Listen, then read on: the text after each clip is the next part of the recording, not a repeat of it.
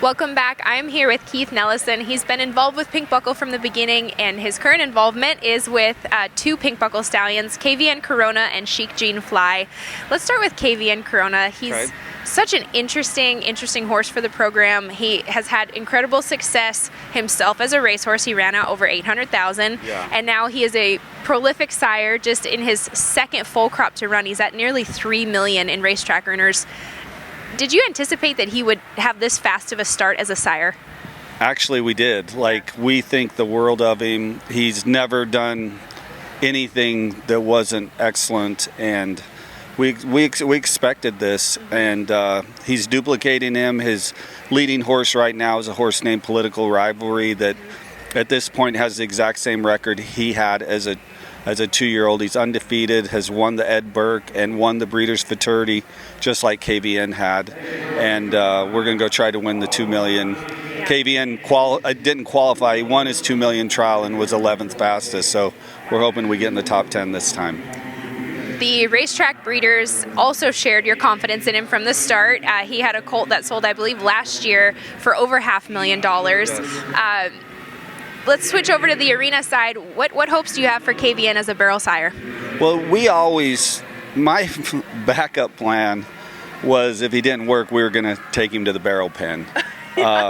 We knew that he was a horse he's so balanced and so athletic that we thought he could do anything. And obviously he was a great racehorse, and so we went the race route, and the stallion manager here won't let me bring him over here to run him. But we just think he could do anything, and that his babies have the same demeanor. He was so smart and such a professional that we thought you could teach him to do anything, and his babies seem to be the same way. And so I've ran a few that we are now pulling out and putting into the barrel arena. His oldest are only 3. So I don't know if they'll run as 4. They're very mature, so they could run as 4-year-olds, no problem. And then we've started breeding more and more mares to him that are more performance geared. And I've kind of started trying to collect those to make sure that they get in the right hands. So we have one coming, a 2-year-old out of Vanilla Sudden Fame, that won out over $100,000 and has already produced some. I just bought last night the gelding out of RC Back in Black. He'll be going to Hallie Hansen, hopefully. So, in the next few years, we have all the confidence in the world that he'll be a barrel sire as well. They're athletic and smart, and I think that's what it takes. Well, speaking of what it takes, when you look at the times here that we've seen this week, multiple 16.5s, 16.6s, 16.7s. I think in the Derby, 19 of the top 20 times were under 16s. We really need that racehorse speed, don't we? Yeah, at the end of the day, this is a race, and there's no substitute for speed. But it's going to be horses that can handle mentally that speed, and we think KVN's one of those types. And a lot of the prolific sires, you look at Dash to Fame and Eddie Stinson and the Goodbye Lane, they've never seen a barrel in their life, but they knew how to run and run fast, and probably were trainable. Yeah. I'm also very excited to talk about Sheik Gene Fly. He has a different story. He was not a racehorse. He actually came from Brazil. Why go to the effort and the time and the expense of importing a horse from Brazil? What's special about him to you?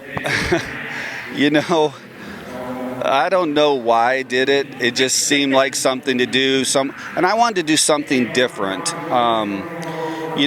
As we started looking at it, I just didn't want another Son of Dash to Fame or Frenchman's Guy, even though those have been amazing.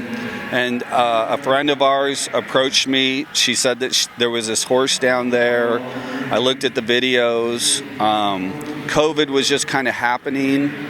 And we decided to go and do it. And I had a slot. I had another stallion that he couldn't run. He couldn't physically do it. He had a throat problem. So I knew I needed to find something else to do with our Pink Buckle slot that we had for him. And so it took longer than we thought. We thought it'd only take 6 months to get him here. It was during COVID. It took a year and a half.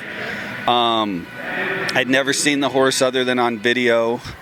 And but when he got here, he was so we had to get him fed up and stuff, but he is the farm favorite. I mean, everybody loves the horse. He's so easy to be around.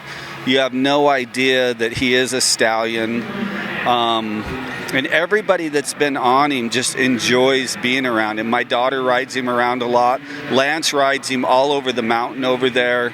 And he's just a fun horse. I don't know how to say it than that, but he is the farm favorite. There is no one that comes there that just doesn't love being around him. And obviously he's really talented. And he there's nothing that'll stop him from being a prolific sire. We're breeding. We have about 25 babies on the ground at our farm, another 25 to 30 that are coming. We bred him to everything from cut-and-bred mares to grade 1 racehorses. And his foals are drop-dead beautiful. Yeah.